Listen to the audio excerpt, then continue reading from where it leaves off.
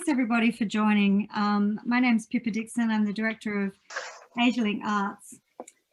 Before we get started today, I would like to acknowledge the traditional owners of the lands on which the University of Melbourne operates from, the Wurundjeri and the Boonwurrung people of the Kulin Nations in Naarm in Melbourne. I'd also like to pay my respects to the Palawa Pakana peoples in Lutruwita, Tasmania, from where I am joining this meeting today, and pay my respects to elders and leaders past, present and emerging, to some of the most resilient peoples in the world. And further to that, I pay my respects to all First Nations people across the Asia Pacific on whose lands we work. Thank you, it's our great privilege.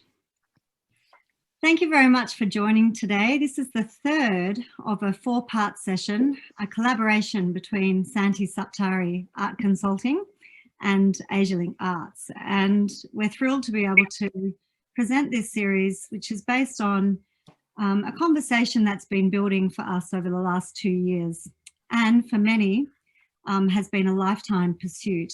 And we'd like to acknowledge all of the people across Australia and Indonesia who have been making this their life work. We are just building on the conversations and the research done to date.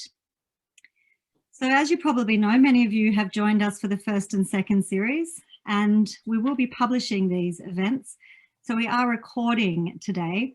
Please feel free to keep your cameras on and keep your sound muted. You're welcome to use the chat function. We'd prefer the chat is used just for questions, please, because the speakers can see that, and we don't want them to become too distracted with your catch-up chats, but feel free to do that privately, of course. We will be taking a group photo at the end of today's session. We did forget the first week. We did get it right last week, which was terrific. So if you are in the eastern states of Australia, or even at lunchtime in Western Australia or in Jakarta, and you're cooking your lunch or vacuuming the living room floor with your camera off, please do to join us at the end with your camera on, and we will take a photo all together. This four-part series has really gone on a trajectory looking at different perspectives on the Australia-Indonesia relationship, in particular through the frame or view of the visual arts, artists and relationships through the whole ecosystem. This session today is focused on the private sector, and I guess we could also say the commercial sector. We're calling this session Private Platforms and the Art Market, and we're exploring the critical role of private collectors and commercial organisations and businesses in promoting exchange and collaboration between Indonesia and Australia. And I should say that given the people that we have with us today, also including significant philanthropy in this sector and what that means as well. The discussion will look at the motivations, incentives and experiences of operating in this commercial context and philanthropic contexts, including the value of the relationships with artists, and I think importantly, with each other, both the peers here today, both in Indonesia and in Australia. And I think we're also going to be looking at a little bit and talking about what it means to be keeping collections private and making collections public as well. So without further ado, I would like to introduce Santi Saptari, who is going to commence the conversation today. And also, just before I say that, Adinda is going to share the link to the bios of each of the speakers in the chat. Thank you, Pippa, and a very warm welcome to everyone. Thank you for joining us this afternoon. I am very excited with today's conversation, and I would like to start by welcoming and introducing our lineup of speakers who are joining from different places in Australia and Indonesia. I think that is the beauty of online meeting platform these days, because you are able to gather people from different places. So Konfir Kabo, hi Konfir, how are you? Joining us from Ballarat in Victoria. Hi, how are you? Good, thank you. Welcome Konfir. And Konfir is an Indonesian collector based in Melbourne, and he owns the largest collection of Indonesian contemporary art in the country. He is also the founder of Project 11 Foundation that promotes Indonesian contemporary art in Indonesia and abroad. And Margaret Moore. Hi, Margaret, joining us. Hello, Santy. Nice to be here. Good to meet you. Margaret Moore is the founder and director of More Contemporary in Perth, Western Australia. She is also a curator, writer, and consultant with significant curatorial roles with festivals, museums, and corporate collections. Welcome, Margaret. It's lovely to be here. And next we have Erastus Radjimin joining us from Jakarta. Hello, Erastus. Hello. Erastus is the founder and CEO of Art Hotel Group, a lifestyle hospitality company that promotes local arts and creative hospitality with properties across Indonesia. Welcome, Erastus. Thank you for having me.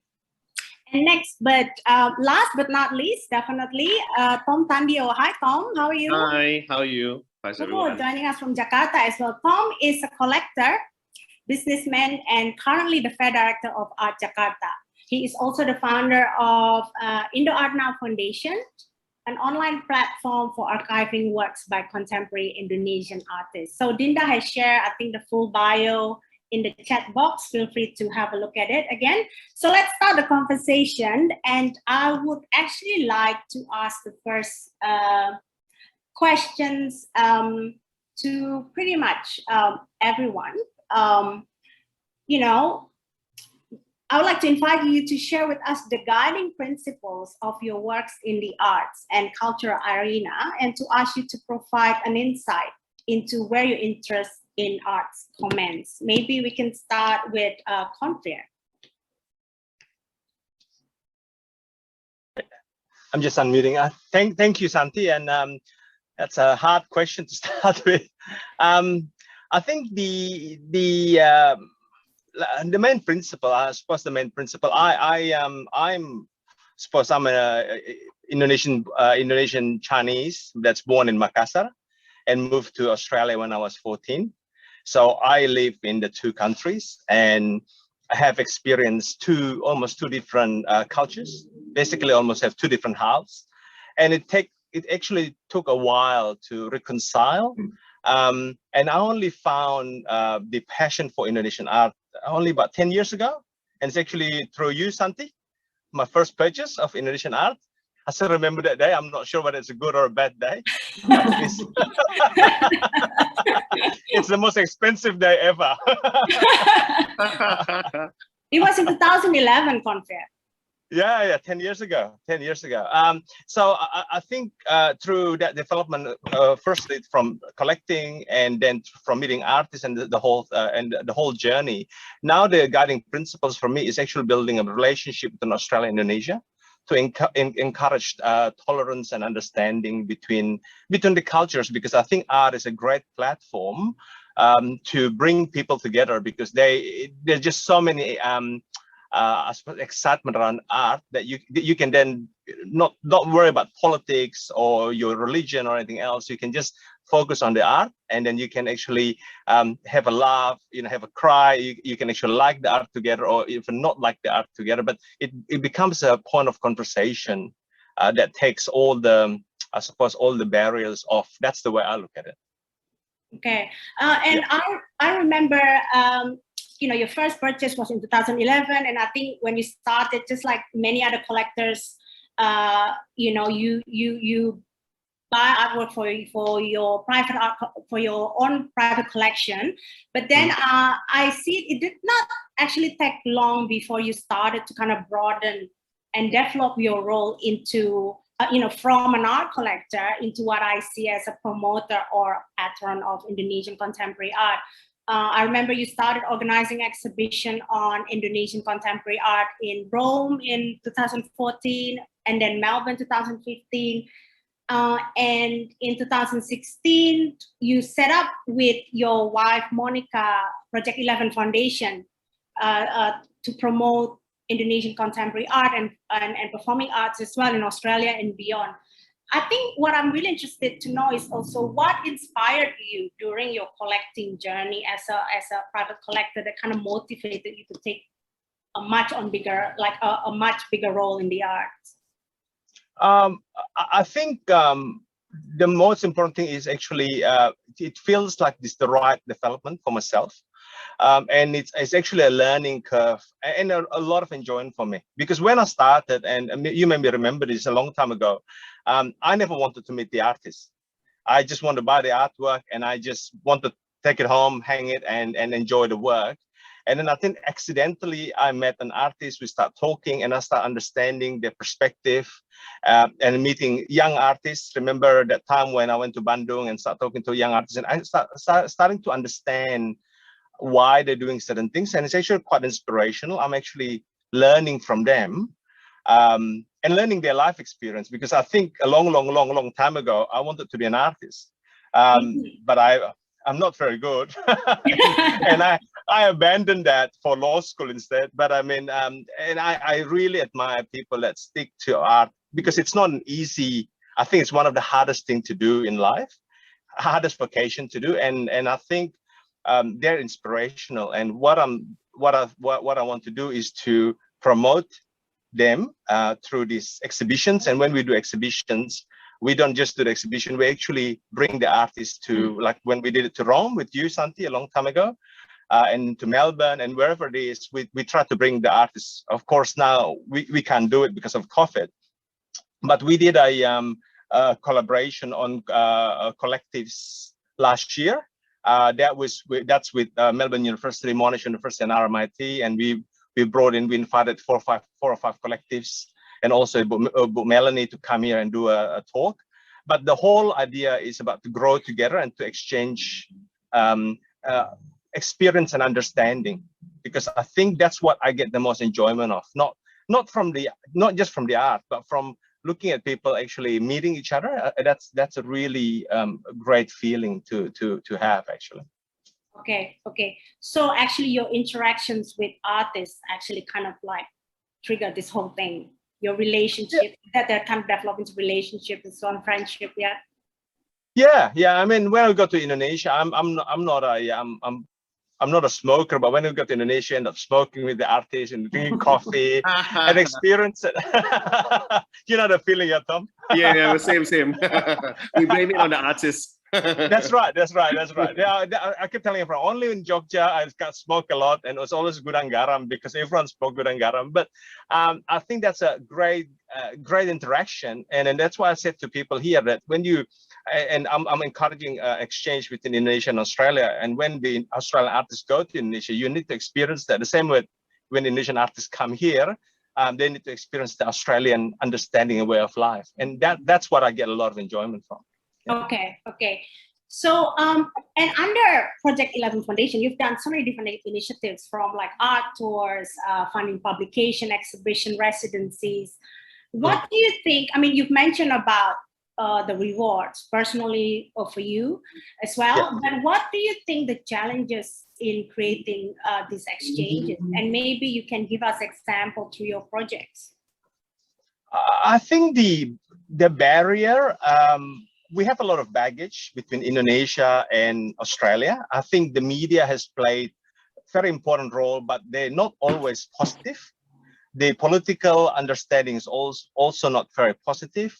A lot of Australians, when they look at Indonesia, the only thing they think of is Bali. And that's, so when I take a lot of friends to Indonesia and they go to Jakarta, they actually got shocked, because they think, wow, you got tall buildings here. And I think that's not a mistake on the Australians, but I think sometimes some issue is also with our government, because we keep promoting beautiful Bali. So we're not promoting Indonesia beyond Bali. So that's one thing that I think we need to work with to promote the arts, because it's one of the easiest thing to do. But if we keep showing, and there's nothing wrong with this, but if we keep only doing batik show and Indonesian traditional dances, Balinese dances, and this kind of thing, that's all what Australians will accept or will see. And I think that's the difficult thing. And in 2019, we took a bus of Australian curators, art collectors through Jogja. Actually, we started from Jakarta. We took a bus to Bandung and went to Cilacap and went to Jogja. And it was quite an eye-opening experience for them, because they don't realize, a lot of them don't realize the breadth of the art world in Indonesia, and actually the different people and different ethnicities and different challenges. And I think that's the biggest challenge. So the biggest issue that we have is opening that horizon for both Indonesians and for Australians as well. Yeah, thank you, Konfir. You raised a lot of very important points, but I'd like to move on for now to Tom Tandio. Tom, maybe you can share with us, how you started and what's your guiding principle of your work in the arts and the cultural arena. I started collecting in 2007, and I have a few mentors who teach me how to collect. And through these mentors, they share with me that I should hang out more with the curators, which spends a lot of time with the artists. And so I started hanging out with the curators, and then through the curators, I also get to know the artists. Just like Konfir, I spend a lot of time with the artists, and that's how I started to really change the perspective of life for myself through art. And I totally changed from someone who is so business driven, target driven, profit driven, and changed totally the opposite way to understand more of the meaning of life. And because of that, I decided to really want to contribute back to the society, especially the art world, and also to say a thank you to everyone. So in 2011, I came up with an idea to start an archive, a digital archive of all the Indonesian contemporary art. So at first, it is a very humble initiative. All we wanted was just to collect all the information and put it online and share with everybody for free. But eventually, more and more people get to know about Indo art now, and also started to use, including some curators from overseas. And through that, the foundation started, and we started to get more involved in helping artists to fundraise sometime when they are invited to some biennales. Sometimes we become the connector between artists and curators and or museum directors from overseas to Indonesian artists. So in the end, the foundation developed and become sort of like a connector kind of a position. And then in 2014, I'm very honored to be invited by ArtStage Singapore to be part of their team. And there was a time where I decided that I want to follow my passion, and I really want to contribute even more in the art, because I do believe that the art market is actually a big part of the whole ecosystem. And so I joined ArtStage Singapore in 2014. And then after 4 years, and after setting up 6 fairs altogether, including ArtStage Singapore and ArtStage Jakarta, and then I left and I joined Art Jakarta. And I think the contribution of Art Jakarta has been a fair that has been running for a good 10 years. So when I joined them, I was managing their 11th edition.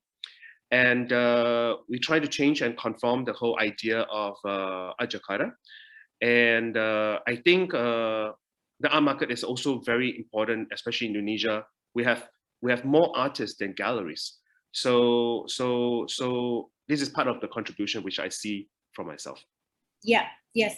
I think I'd like to mention with Indo Art now, in one of our last conversation, actually one of the issues that was raised was the whole idea of the lack of access and information and knowledge. So I think, Indo Art now has played quite a significant role. I remember drawing, this is from my personal experience. I was in Australia at that time. It was very difficult. This is all prior to COVID and Zooming and all that. It was very difficult to actually get a hard copy or, of catalog and just really to know what's going on in the art world. And how do you see Indo Art will develop now, especially with everybody's turning into digital now? Yeah, so I think Indo Art now started off, as I said, it was a humble initiative. And our idea is basically try to keep it small, but at least it should be consistent and it could last as long as possible. So everything was digital because we look from examples of Indonesia. We have something called the EVAA, Indonesian Visual Art Archive. Yeah. And if you know their space, they spend a lot on space and storage. And so we think that we couldn't afford to do that for too long. So Indo Art Now, we collect everything, any data that starts from 2011 onwards. And so, so I think our next, Indo Art Now is 10 years already. So we're looking into a new phase. I think we will do more archiving and more projects. But so far, we are still looking at the situation of COVID. So we actually have a plan to relaunch the Indo Art Now, but because of the COVID, we decided we should wait a little bit. So Okay. And then I would like to touch on your role as art fair directors, because you mentioned art fairs, I think especially in Indonesia, play a very significant role, in the art, not only as a platform to showcase like artworks and current trends, showing the development of Indonesian art, but also actually a great meeting place for people to kind of collaborate and engage. So what do you think the role of art fairs in promoting and cultivating engagement between countries, and what kind of format do this engagement take place? Maybe, you can actually talk about your experiences in this context in relation to Australia. Who are you targeting to engage with, and then what is the importance in doing so? So I think Art Jakarta, in general, we are an international fair. Why would I say so? Is because actually only 45% of the participants are Indonesian. So actually we have more international galleries, non-Indonesian galleries participating. And we have always invited galleries from all over the world. We always invite all the galleries in Asia, because our fair only focuses on Asia. And we also invite, of course, galleries from Australia. But somehow it is not that easy, because Australia is a country that's near to Indonesia, but yet also it feels a bit far. We really need more exchanges between the two countries. We think that somehow, because if you look at some of the art fairs in Australia, a lot of them are based on Australian galleries. And I don't know, I feel somehow like Australian galleries are not very reaching out to outside of Australia to join other art fairs and things like that. It seems like their culture is more of a domestic kind of culture.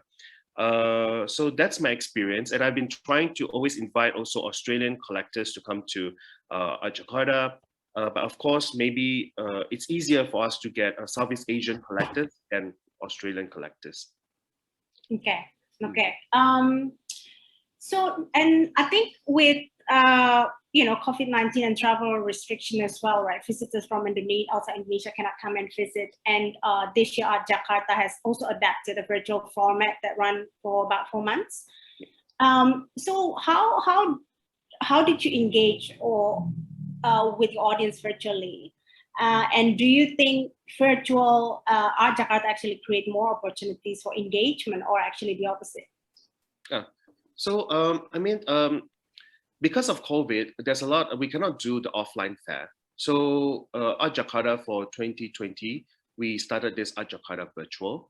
And because the virtual fair is supported by the government, so among the 38 galleries that participate with us, 27 of them are Indonesian, and 11 of them is galleries from overseas. But all of these 11 galleries also represent Indonesian artists. Art Jakarta Virtual is a platform that somehow, because it's 4 months running long, we sort of help to encourage the galleries to do shows, because a lot of the Indonesian galleries during COVID time in 2020 wasn't familiar with online platforms. And with Art Jakarta, putting everybody together, and we help technically to help them to do exhibition. It encouraged the galleries to do exhibition, to reach out to the artists.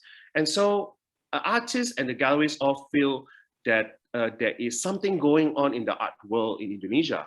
Because before that, it's really quiet, nobody is doing much. So I think we managed to engage and managed to hype people and audience to look into art again. So I think, yes, it is a bit different online because the only way that we can advertise is through digital platforms. So it's very different from an offline fair where we do a lot more of other marketing other than online. Okay, thank you, Tom. Now I'd like to move on to Erastus. Hi, Erastus.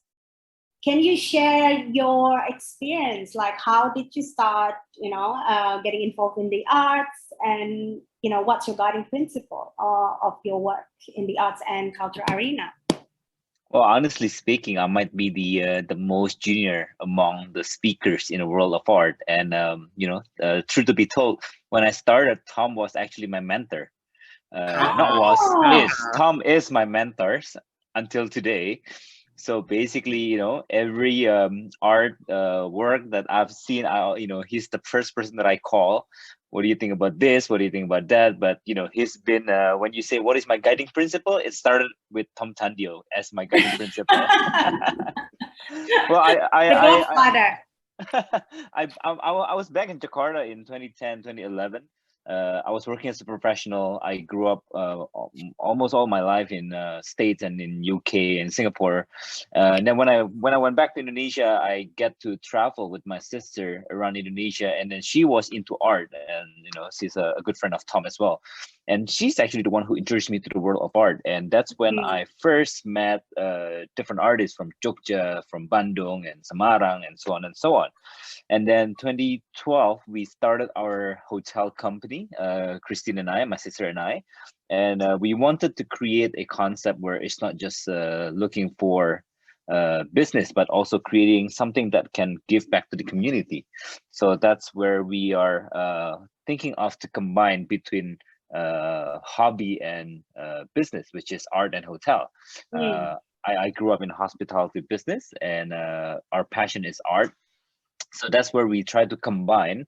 And back in 2010, there was no social media. The number of gallery, like what Tom mentioned before, was very limited compared to today. And what we wanted is to create a platform to promote local arts, but in the context from hotel environment instead of art galleries, because back then in the days, people are very intimidated to go to art galleries. They feel that they have to buy, or they feel that it's a very serious environment where hotel is much a melting pot. So that's where we combine, we infuse art into the hotel environment, but our mission has always been to promote the local artists to everyone. It might be an education mission where to introduce them about Indonesian art, local art, or even helping them to promote their artworks, and we help them to sell the artwork in our hotel lobbies as well. So that's how we started in 2012. Now we have 17 hotels around Indonesia. We have spread out across like 10 major cities, and we got a pipeline for additional around 30 hotels in Indonesia. Okay. So hopefully we can still promote. We're not as big as an art fair or art galleries, but our function in the art industry is definitely just an accelerator. How we can scale up and give a bigger audience for introducing art to the society. Yeah, thank you. And Erastus, how do you let's say curate or your exhibition, or how do you choose artists that you want to work with? I call Tom. No, just kidding. So we as a hotel company, we try to be as local as possible, right? So if we are number one, we create a guidance. We have an art division to help to curate the whole art content for throughout the hotels and throughout future hotels as well. Well, first thing first, we always start with geographic. Because when we're in Bali, we want to promote Balinese artists. When we're in Jogja, we want to promote Jogja artists. We as a hotel, we have to be part of community where we are, and therefore we need to give back to the community itself. So that's why we always work with geographic first. We will put priority for artists who live around the area based on radius. And number two, I think after that geographic, we will curate in terms of the level of engagement, inspiration, and community engagement between the artists and the community, and between the people around the cities as well. And last but not least is definitely by what Konfir mentioned before, spending time and having a chat with the artists, get some inspiration from them, and see where their vision is exciting enough for us to collaborate together as well. Yeah. Can I add on also? Like art hotel also have their art director, Wendy Salomo. Wendy, yeah. Such a professional, and I think she also contribute a lot in. Definitely. She runs the show, man. I mean, yeah, I know. Yeah. So when Tom mentioned that he left the world of profitability, revenue, and so on, I am stuck in that world, to be honest with you. So. But Erastus, how do you incorporate like art in your business? Maybe you can tell us a bit more about some of your projects, and also, do you actually commission? Yeah, we're so our for our hotels, art hotel for friends and people who does not aware of our brand. So we work with a local contemporary artist, and we commission different artworks in every hotels that we have that we build, and we curate them and we commission them. Usually we do one floor, one artist. So if we have a 7-story hotel, then it'll be 6 artists usually. So one artist will get a dedicated floor that they can mural, they can create their stories and their artworks into the rooms, and also in the hotel corridor, and also at the public space as well, in the hotel area, in the hotel lobby area as well. So that's how we commission the work. So we incorporate the art commissioning into a cost of project of a hotel business during construction costs. Instead of you're buying a wallpaper in regular hotels that you guys have traveled before, I'm sure, instead of a wallpaper, we put the budget additional a bit for commissioning the local artists, because we feel that you get a more wow factor, and it has a CSR component as well, for the hotel itself. But on top of that, we create content out of it. We create behind the scene movie, we create in the making process of the art, we create a content to showcase the artist who's doing the work, and we create talk shows and so on and so on. Yeah. All right. Thank you so much, Erastus. And before I move on to Margaret, I would like to encourage anybody who has questions just to type in the chat box, and we will read it out to you. We'll have a separate dedicated question and answer sessions towards the end. So Margaret, welcome. How are you in Perth? Oh, very well, very well. Beautiful sunny day. Thank you for joining us. Margaret,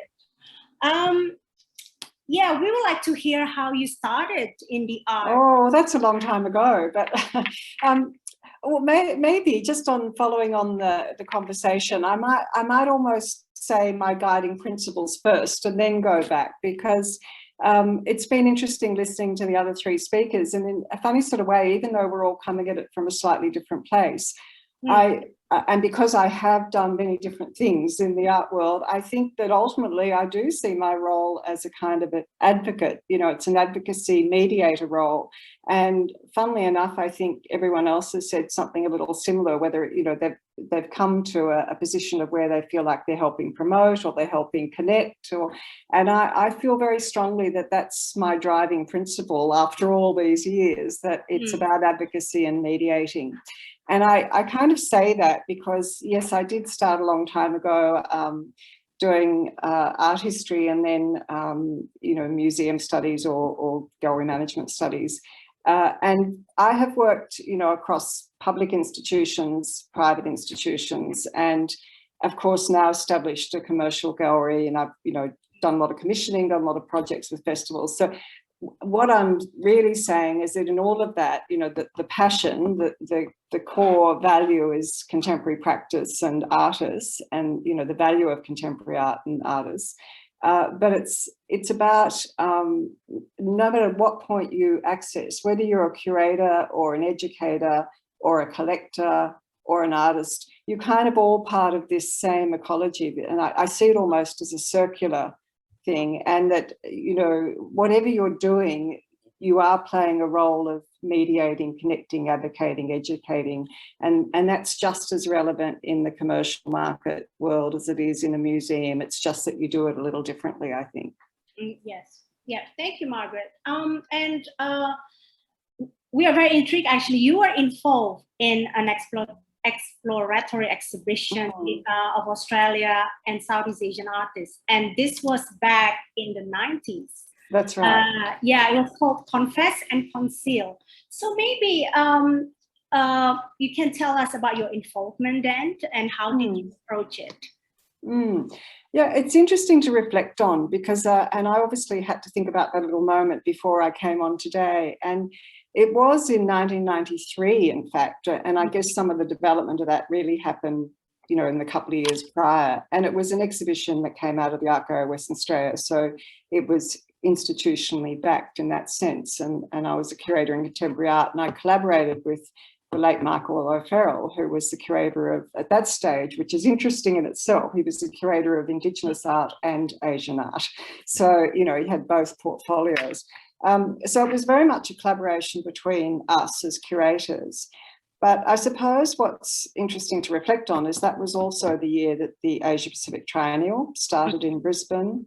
And I, you know, there's a lot evolved since then, and that's really sustained and grown. And I think that Michael and I, you know, wanted to collaborate, wanted to engage with the region in some way, felt that that was so relevant and so necessary. I think also, you know, we met on a point of contemporary practice as well, because he was very interested at that stage in, again, the late Gordon Bennett and his journey as an Indigenous artist, and coming to, you know, understand his Indigenous culture and finding a purpose and a future through art, really, having been denied his, you know, knowledge of his background and so forth as a young person. So, you know, there were a lot of little things, just like there always are when you're developing a project. There are a lot of little motivations, a lot of interest in certain art, a lot of interest in why we should launch ourselves out and explore, and bring artists together from both Southeast Asia and Australia. And it doesn't sound, you know, at the time it was probably, and because of the, you know, APT as well, and it sounds sort of like that was all quite remarkable at the time, and it sort of was, and really shouldn't be now. But I guess the other thing that I would say is that, you know, there were probably in the early 90s quite strong government and foreign affairs agendas about trying to you know, establish and bridge relationships, cultural relationships through the region, or even political relationships. And I think they recognised that culture was a very good connector. And I guess, you know, even things like Asialink, you know, when, you know, that didn't exist until around then, or I mean, I can't quite remember, you would know, but, you know, there's a lot that has developed in that 25 years or whatever it is. I would have to say possibly that, and I should mention there was also ARCS, the Artists Regional Exchange, that came out of Perth. But, you know, and I will say this, I think sadly, I don't know that Western Australia as a state has been particularly good at sustaining things, you know, like I think when you see that the APT has kept going, it has had the commitment, it has had the government backing, institutional backing, it has really grown. And for whatever reason, and, you know, it's not a criticism, but I think in Western Australia, our institutions have been very stop-start in that arena, whereas, you know, when you invest a lot of energy and a lot of resources and you know, gain through doing those exhibitions, it's perhaps a little sad that there hasn't been more going on in a sort of more sanctioned way. But, you know, I don't want to be critical. It's just that was where that project came from, I suppose. Yes, yes. And it did tour back through the region, which again was a really important thing to do, really important. Okay. Yes, I think one of our speakers actually from the last conversation mentioned also about the active engagement between Australia and Indonesia in the 90s. Indonesia, Australia, and Japan, I think. So what kind of collaboration do you think now that we can develop in the art market?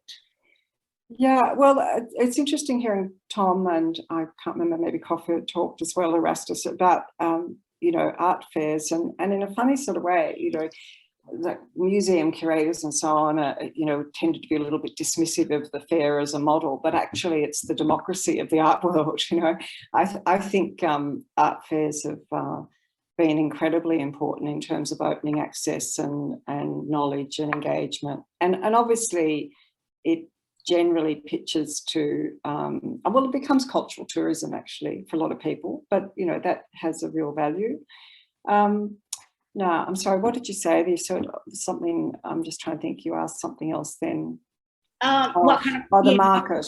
The market, yeah. yes. In the the other point that I would say is, and again, it might sound a little bit parallel or a bit lateral, but I do find it relevant, is that I've always been a bit of a believer in artist-led things. And what I mean by that is even within the fair or the commercial gallery, or an initiative like the hotels or a private collector, or museum curators, often ultimately it's sort of an artist-led initiative, because you're especially in contemporary practice, I'm talking about in contemporary art, because you're always receiving and feeding off artists, and they're at the forefront. They're the ones who are the ideas people, the thinkers, the creators, and creative language is essentially universal. Even though everyone comes from different cultural bases, and, the act of creativity has a kind of universality about it. So I think artist-led initiatives are still highly important and highly relevant, and need to be sort of listened to a little bit. And that's sort of, a lot of that can happen underground too, in a way, like it happens without the big institutional sanctions or without the government funding or whatever. So, the role of kind of residencies and exchanges, and even artists working together just because they've, in the world of, I'm sorry, I'm rambling a little bit, but much compared to when I was doing Confess and Conceal, that there wasn't the digital world that there is now. There wasn't the ability to sort of engage globally as the way there is now. And so a lot of artists can reach out and connect and collaborate and work together without having institutions, creating that path for them, really. Yeah, I think I've rambled a lot there, but I know there are things in there that are relevant. Let's say you as a player in the commercial sector in the arts, would you consider working, for example, with Indonesian artists, or what kind? What would you be looking for in partnership? Yeah, absolutely. I mean, I'd be very open to working with any practitioner who I feel is relevant to what I'm personally about, what my space is about, what I'd like to offer, how I want to contribute. But I guess I'm perhaps a smaller player in that world with a modest resources and big ambition in some ways. And I think that what I've learnt, and I think it's relevant to whatever we do, is that less is more, and sometimes it's better to not be too expansive, but actually do what you do really well. And so I'm fairly selective, obviously, about who I want to work with and why. And I take, in the commercial world, for me, although it's a business, for me, it's very much about a partnership. It's very much about those things of advocacy and promotion.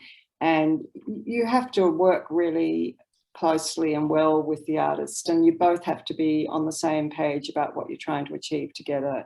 And so I'd much rather have those very deeply meaningful engagements with artists and work with less than more.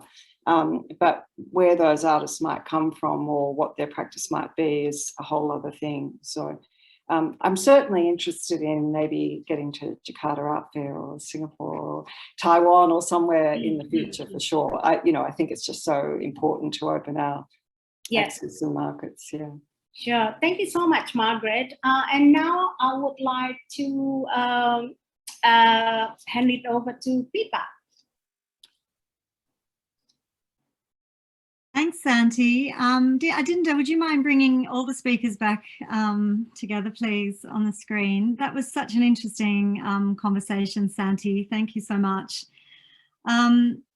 I guess we've got a few questions too. I do want to acknowledge that, and we will jump to those pretty soon. But just building on what Margaret was sharing then, and I think what you've all touched on, through these different platforms from which you work, there are digital archives that are presenting and connecting, foundations for building knowledge and sharing, hotels and hospitality sector as non-threatening spaces to expose local talent and artists in particular, and galleries as a platform and gallerists as a platform for mediation and advocacy and putting the artist first and central to the conversation. That seems as a very central theme for all of you. So each of you in very different ways have mentioned the criticality of close relationships, either with each other, apparently. There's a lot of mentoring going on in this room, and that was a great story, Konfir, about Santy. I didn't know that, purchasing your first work there. But those close relationships with either each other or with artists and others in the sector more generally, they could be institutional or individual. What I'd like to build on from what Margaret was talking about is the collaborative possibilities. Are they real? When have they worked really well?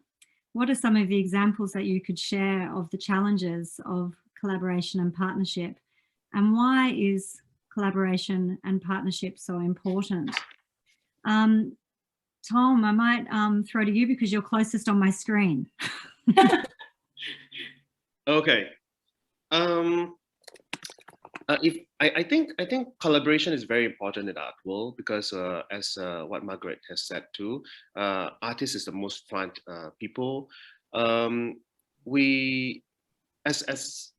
always felt that especially for Australia, it's a community. It's quite a close-up community. So it's really not easy, and sometimes we do need people who can help to create the collaboration. So someone like Konfir is actually a very good example who has always tried to connect Indonesia with Australia. I would suggest if the art fairs, I mean, if someone who can introduce the art fairs of in Australia and in Indonesia, maybe if we can collaborate in exchanging of or doing some collaboration of some presentation of some galleries, there'll be something very interesting to happen. Because sometimes as galleries, when they come in a pact, they will feel more confident, and it's also a bigger impact of exposure for the people to see. And what are the ramifications of that, Tom? Is that about bringing people together so audiences can connect more and then see, do a comparison and have a better awareness? Or what are the bringing together? What does that do?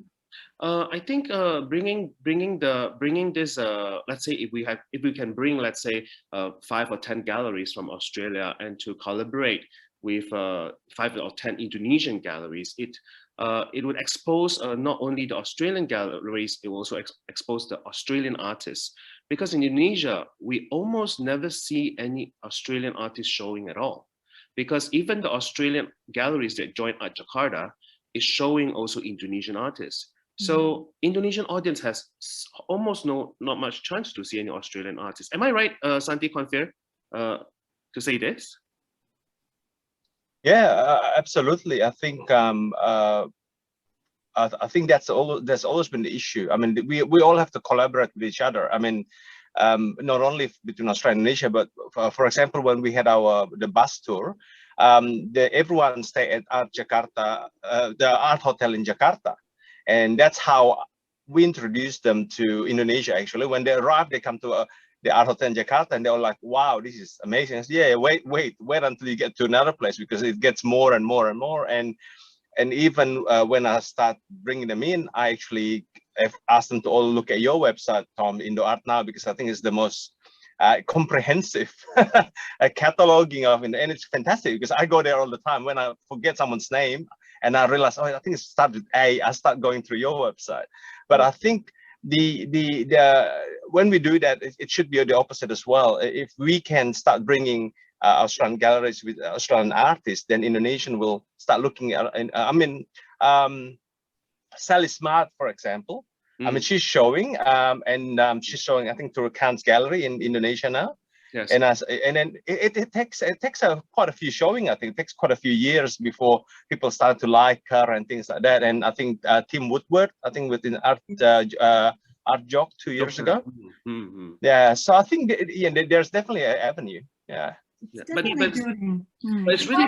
it's actually very little Australian artists showing in Indonesia. Yeah. We have more Indonesian artists showing in Australia. You know, the comparison. I agree. And I think if I can add on, let's bring Santy on the screen, Adinda. Yeah. Sorry, just based on my experience as a dealer, a lot. I think it's quite interesting what Konfir said, that a lot of Australia probably only view Indonesian art to anything to do with wayang or batik, but it's actually quite similar. When I talk to Indonesian collectors here, the idea of Australian art is indigenous art. Indigenous, exactly. Exactly. Oh, you mean indigenous art? So it's like, no, they're more than that, a lot more. Yeah. One of the things that has come up in conversation, just to build on this idea of collaboration and partnership, and something that Santy and I have been exploring, and in the previous sessions, was the potential difference in a cultural difference between Australia and Indonesia, of collaboration versus competition, and this sense that Australia is operating as an island, and there is a heightened sense of competition between galleries. I don't know, Margaret, is this something that you've experienced? Yeah, look, it's interesting actually, because I think, yes, I think there's a history of people being a little territorial and competitive by nature, and Australia is such a vast continent, but actually such a small population. So the market is fairly limited for a lot of people, and which makes people look beyond. But one of the comments that I was going to make when you talk about collaborations and so on is that, and I think this is maybe an upside of COVID actually, is that, so many people experienced a bit of displacement last year, or had to, close galleries for a period of time, or had to seek other ways of operating, or think about how, they could represent their artists differently and so on. And I think one of the things that has really advanced is a slightly more collegiate sense of relationships and opportunities, and that idea of collaborating is perhaps a little bit more tangible now than it might have been in the past. I think people are much more open to that. And I mean, this didn't come out of COVID, but I mean, I know Abdul Rahman Abdullah, who I represent and who you spoke with last week, and his brother shows with Yavuz in Sydney and Singapore, and Abdul Rahman shows with me, and that, they had a big desire to do a show together. And so, Yavuz and I developed a very easy relationship to ensure that could happen, and they'll show with me in Perth. And I mean, that's just a very modest example, but I think I'm seeing evidence of more of that, where galleries used to be, highly exclusive and very careful about, where their artists go. And I guess I take a slightly much more liberated, different view of that anyway. But I think it has opened up people's scope to sort of share and collaborate and make sure we're all, working toward the same end in terms of getting art out and access. Well, thank you for your leadership. I don't know about that. I think we need models, who can demonstrate the value. Well, I'm sure there are others doing it. It's not, I wouldn't take it that I was the initiator. It's just interesting to reflect on those, the way it can happen. Yeah. Erastus, I think this is very interesting in terms of the, the very commercial sector that you work in hospitality. You've created a canvas that is a gallery in many sense, and some of the work is built into the fabric of the buildings, and as you said, is very much embedded in place too. How do you see what you're doing as different to, say, the commercial gallery sector? And what are the relationships across the ecosystem for you? Well, in the beginning, when we commission the work of the artists, we actually do a one time of commissioning mural. So, and usually because of the size of the project is quite the amount is quite significant for the artist. So, which I'm very happy, instead of like what I mentioned before, instead of buying a wallpaper for the hotel, I might as well not donate, but it's actually more towards allocate to the community of artists who's actually can benefit even more. That's the first one. But then of course, with the mission of to promote local art, the art in the room is not it's not replaceable. It's going to stay there for a very long time, changing guest over guest. So that's where we create an art space in the hotel lobby that we dedicate for event space. It can be used for any artist. It can be used by any gallery as well. Overseas. Let's say Australian embassy is would like to bring multiple galleries and would like to do a roadshow in Indonesia. We'll be more than happy to be partners in that campaign as well. So you can do roadshows, and then you can do the exhibition in the hotel as well. And we will support in anything we can to promote the events in the hotel as well, not only towards the hotel guests, but also to the media parties, to the partners, corporate clients that we have in the surrounding of the areas, to the community that we have. So it's actually part of a very collaboration system. I think without art collaboration, my company will not exist at all. We actually thrive on that collaboration spirit since the beginning of time, since 2010, and until today, we walk hand by hand with any art fairs like Tom and other art events in Indonesia, in the cities. We will be more than happy to support sponsors, whatever we can to make their life easier. Yeah, and hopefully if there's an exchange program coming up with Australia galleries and artists, we'll be more than happy to participate in that program as well. Well, there's an offer on the table right there. Thank you. We do want to have some tangible. Erastus should open a hotel in Australia.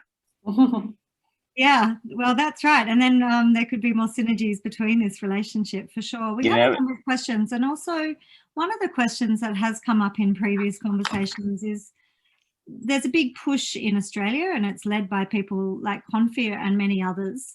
And as Margaret was talking about, the big institutions like APT and NGV even, and organisations like Asialink that have been building these bridges for some time now.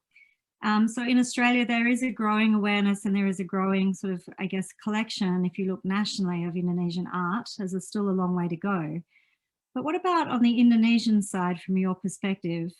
You said, Tom, there's not much knowledge of Australian art, but you guys are collectors. Tell me, do you own any Australian artworks yourself, and what has been a motivator in that? Maybe Konfir, I know you own a lot of Australian artworks and collect, but. Oh yeah, what I'd like to do with my collections, I actually try to juxtapose between the Australian artwork to the Indonesian artwork. It's quite interesting actually, because you can really see the difference in the materiality of the work. Usually the scale, but yeah, I've got a lovely work by Tim with a sculpture from a young female artist from Bandung, and it worked really well. So I think it's a great exercise for collectors to try to combine, because we used to that in Indonesia. Once you buy an artwork from Bandung artist and Jogja artist, they're so different. So yeah, I think that's a great idea. Yeah.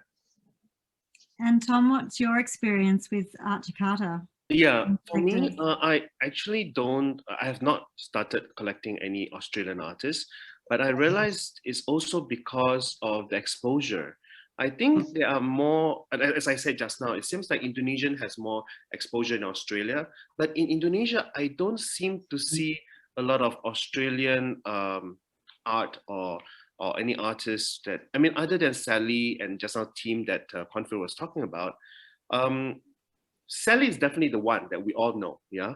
But other than Sally, it just seems like there's not much exposure of any other Australian artists. And you must know that actually in Southeast Asia, Indonesia is the biggest art market. And I presume it could be at least 60% of the whole Southeast Asian market is mostly in Indonesia, with all the biggest collector. But it's just funny that we don't really see Australian art exhibiting in Indonesia much. So yeah, Margaret. There's an opening. Welcome. We could work, Tom. We could work together. Yes, we can work together. And also, actually, Margaret, if I may suggest, another way to collaborate is it doesn't have to go through the art fair. Another way is to pick a gallery in Indonesia. Yes. And then, do this exchange of artists. Your artist shown in Indonesia and their artist shown in Perth. That would be a very nice synergy. And once this dialogue started, you get to know more about Indonesian artists, then you can join our fair. Yeah, no, but that is true, isn't it? That often you can do something on a fairly modest engagement, but it builds, and that's what should happen, really. Yes, and it just to start, if you need some recommendation, Santy will recommend you good galleries.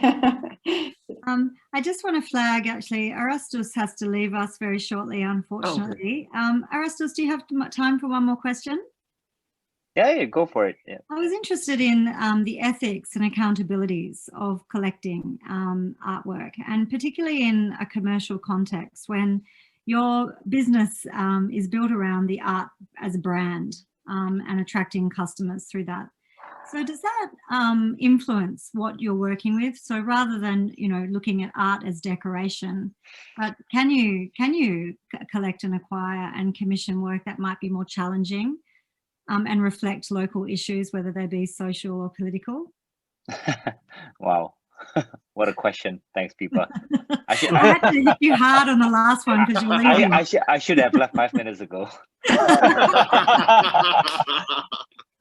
Well, I try to distinguish between the commercial and personal hobby. I mean, I do collect art on my own. I mean, Tom knows about this as well. So, I collect personally out of my enjoyment, out of my own personal hobby. Of course, it does have an impact on how I see art on day to day from what I collect and also from the commercial side of the work. In terms of the personal side, I'm very related to Konfir just mentioned before. I do have, or I would love to be able to spend time with the artist first, to have a chat with him, to talk and to get some inspiration, ideas on what he's working on and so on, just to understand more about him, he himself as an artist, he himself as a person, and what's his future intake as well. But when it comes to commercial work, sometimes art can be very controversial as well, especially in Indonesia, criticizing governments, whatnot, religion, whatsoever. But at the end of the day, we're hospitality industry, we're organization as an entity. So we need to be mindful in that sense. So, as much as freedom that we can give to the artists, we will always give a guidance and curations to them. Do not mention about politics, do not mention about races and whatnot. When it comes to personal work, I wouldn't do that, because it's out of my personal hobby in my room and so on. But with commercial project, that has to be mindful because it can go sideways very fast, especially with the world of social media these days, So yeah, so I think a funny story, just a quick story. When first time I built Art Hotel, so I gave a deadline to the artist. It's like, okay, as what any projects will do, we'll give a deadline to, you have to finish the project by this date, because otherwise the whole project got delayed and everything. So I leave the artists by themselves and they start working. I thought so. And then on the day comes, I asked them, like, where's the work? And it's like, I don't have. It's like, why? Well, you gave me a deadline, so I have no inspiration to think. So I can't think, I can work. So there's no work. Welcome to the art world. Yes. That was my first encounter with artists in a project site. So, but we all adjust and adapt. Full of challenges and opportunities. Erastus, thank you so much for joining us today. You've added in a really important perspective to the conversation, and we hope to continue with it in the future. Please stay for as long as you can, but I know you have to leave. So thank you for having me. Thank you. Just as long as Erastus doesn't leave and end the conversation, maybe demote him from a host to Dinta. Thank you.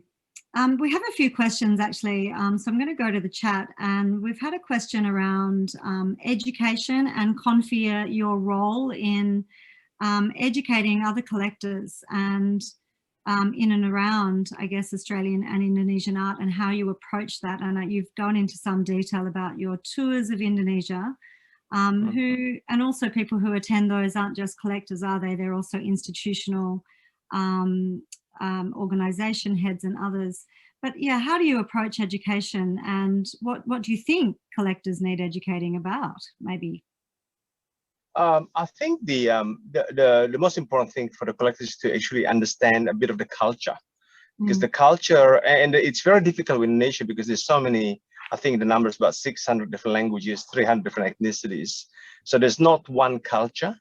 And I think that's the thread of what we're trying to show to any collectors of Indonesian art. Don't just look at one part of Indonesia, look at a few different parts, because you then can experience different culture, different understanding, and different exchanges. That for me is the key to the I suppose enlightenment. I wouldn't call it education, because I think a lot of people that even come to Indonesia, they have a much deeper knowledge of Indonesian art than I do, because a lot of academics and a lot of them has gone back. I'm quite a relatively new collectors in the last 10 years, and I'm not reading as much as I should.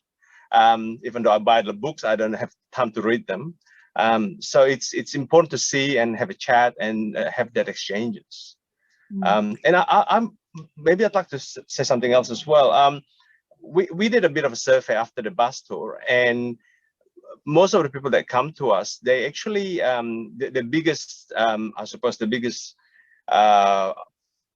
thing that they say about the survey is, yes, it's really it has really opened their mind and things like that, but they just didn't have enough time to shop.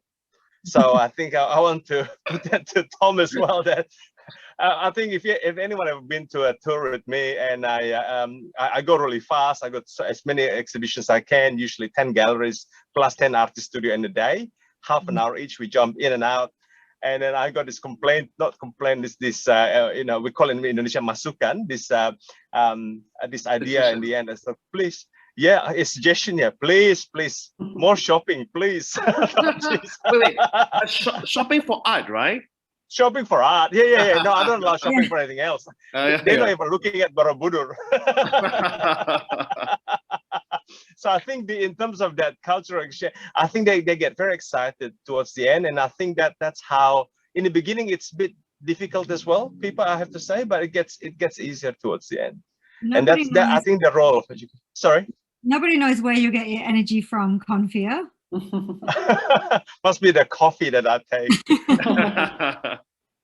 Thank you for sharing. Thank Margaret, I'd love to have an insight, or for you to share some insights with everyone around the types of conversations you might have with either established or emerging collectors in WA. And I guess I'm also interested, given WA's proximity, geographic proximity to Southeast Asia, is there an interest from collectors more broadly there, do you think? Yes, there are. I think two things I'd say. And we touched on it really early about, and I can't remember if it was Tom or Konfir, but still saying that perhaps, you know, Australian art galleries tend to talk to Australian audiences or whatever. But I think there's this sort of platform where you try, you know, because it is a very vast island and there's long distances between the metropolitan cities and so on, there's sort of this a sort of platform where you try and engage people from outside the state as well. So that's kind of, you know, the first level where you are making sure that, and certainly from a Western Australian perspective, I see myself as a part of a national conversation. So I'm always mindful of trying to engage collectors outside of Perth in that sense in Australia. To some extent, there's perhaps a little bit of contact outside the state, but I probably would suggest that that's more with Singapore, and I'm not quite sure at the moment why that is, whether it's just the fluidity between the two places and time zones and you know, whatever engagements happened. And to go to the other part of the question about collectors and education and so on, I think a lot of it's about giving collectors confidence. It's about encouraging confidence in contemporary practice and contemporary artists. And often there's a real desire and an interest and a curiosity there, but you require a certain leap of confidence to then actually put money down and purchase and enter into that realm. So I kind of see that role as really important for both the artist and the collector, actually. Thanks, Margaret. We've had a question also from Farah Wadani, who joined us last week in our conversation.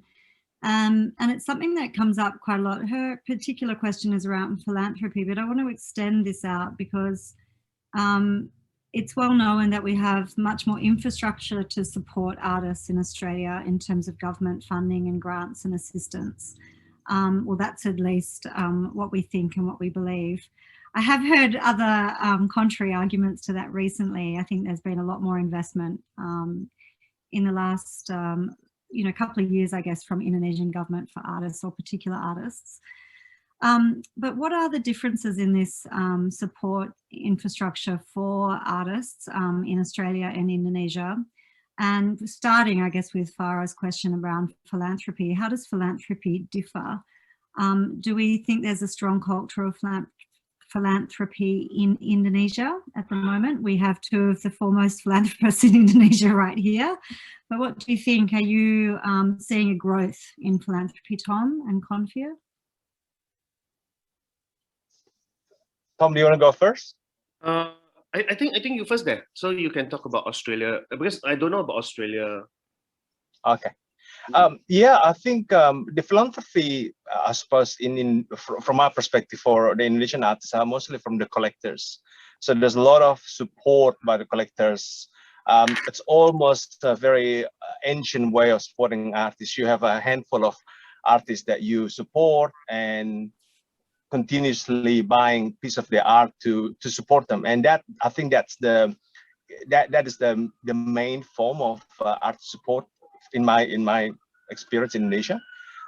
Recently, through Project 11, what we've been doing is to do residencies, and that's the exchange between Australia and Indonesia. So we will we had a residency program with RMIT, where we can take one Indonesian artist and do a residency at RMIT, and then RMIT student to do a residency in Indonesia.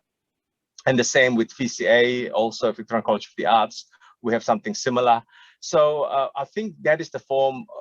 I think of myself as a bit of a philanthropist, and I think that's a form that's how I can contribute back to the Indonesian artists, especially for the younger artists, because I can see the career progression. When they've got a career progression in front of them, that's when they need that assistance to build the network with Australia. I think in Indonesia, philanthropy's idea is something that is still need to be developed.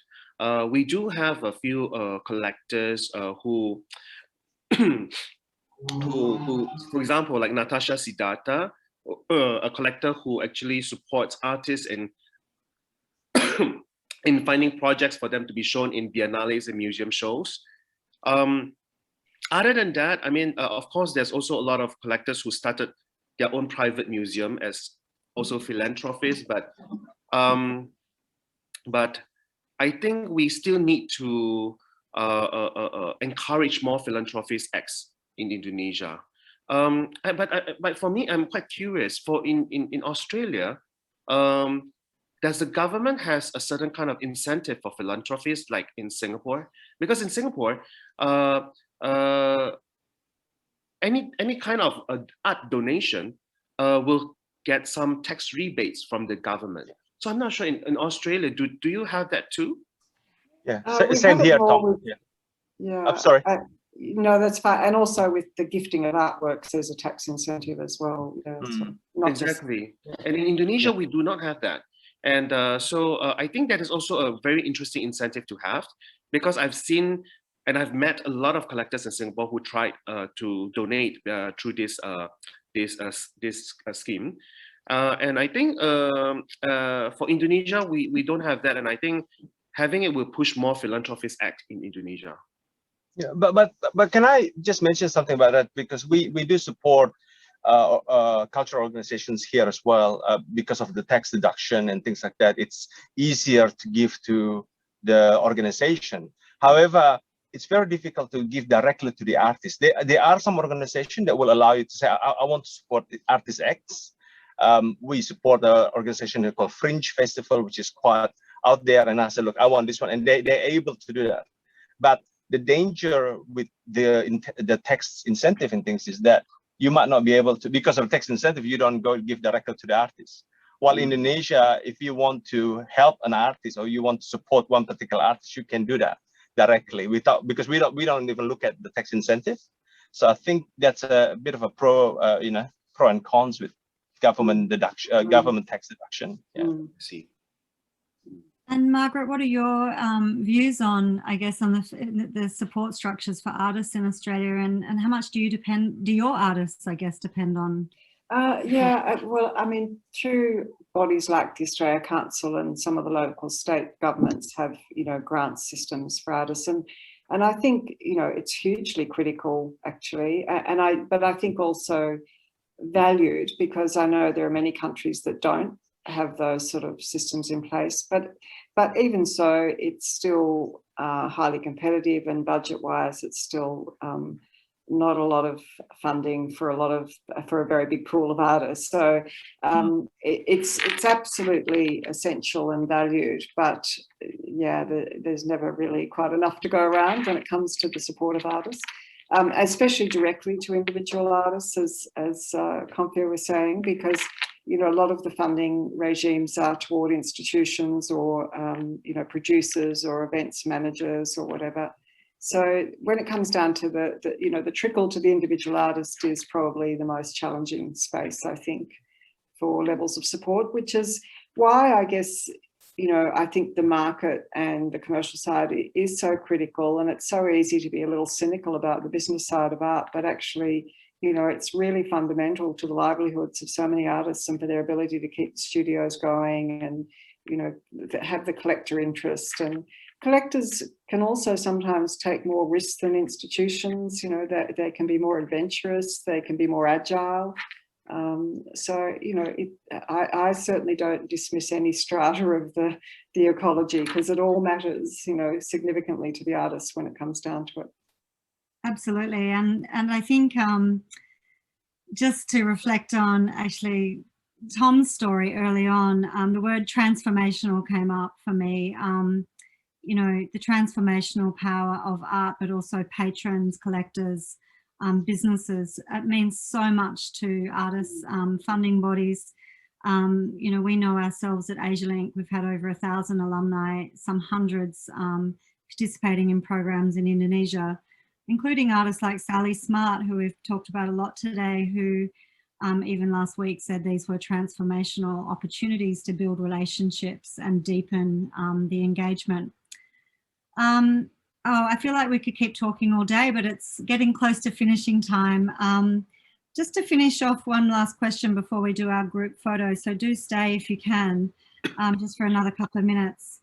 How have you seen the relationship between Australia and Indonesia change? Has it changed since you've been involved in these art conversations? I know we've touched on these a little bit before, but just to finish, what is one thing that we could each do to improve understanding of Indonesian art in Australia and Australian art in Indonesia? Tom, would you like to reflect on that?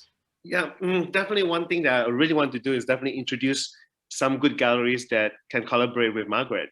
Right.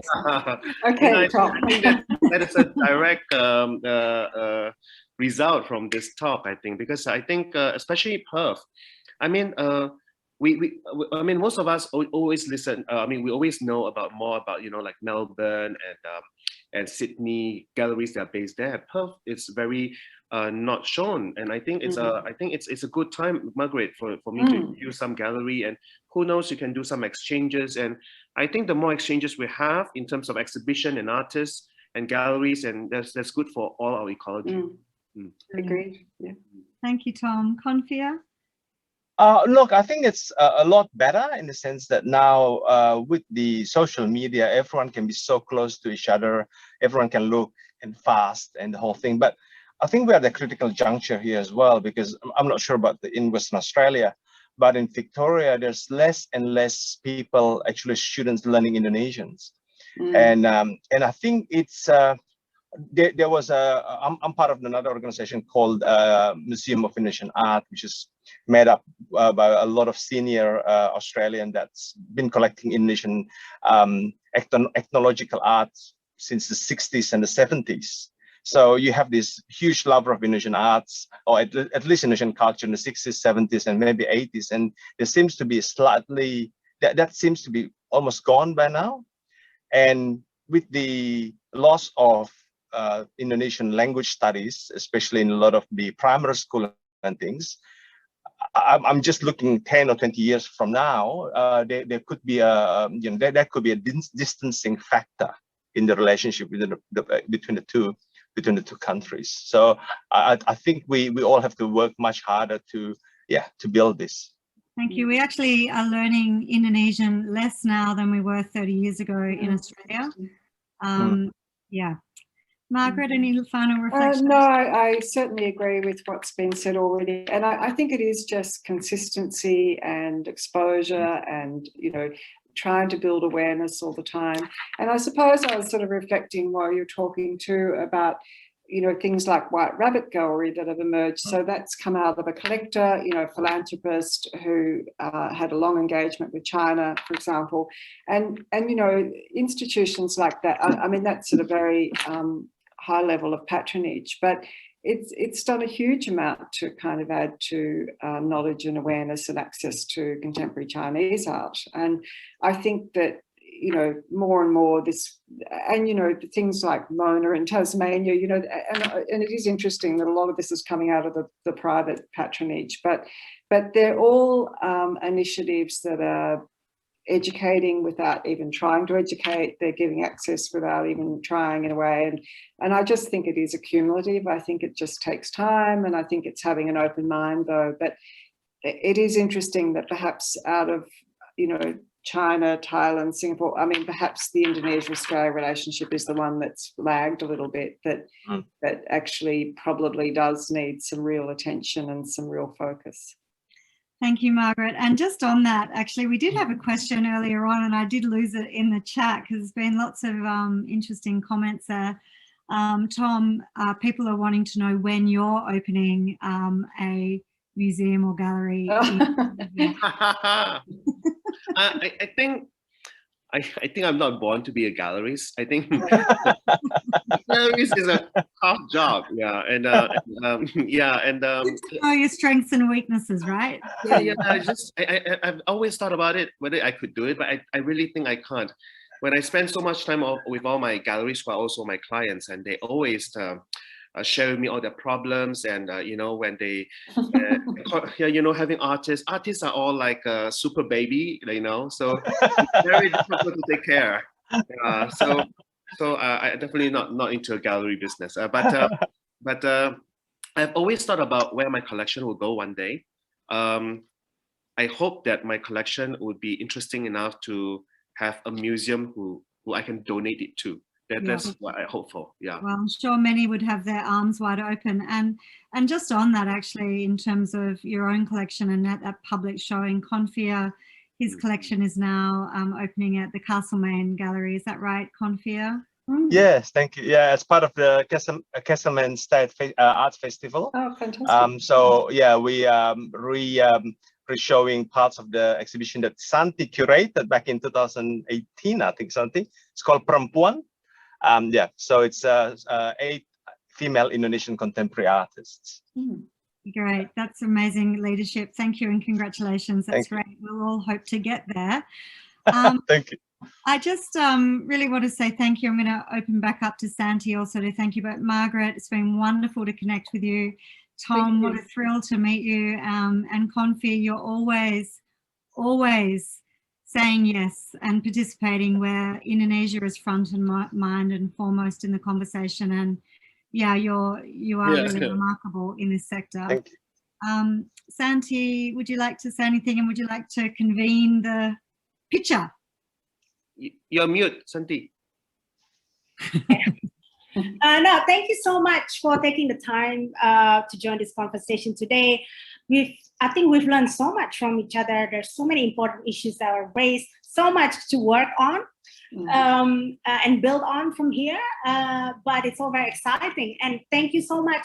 I know for a lot of the audience in Australia, it's a very difficult time in there. So thank you for being committed towards, to stay tuned until the end. And thank you to all the speakers for sharing their knowledge and experiences and just bringing such a joyful and insightful conversation.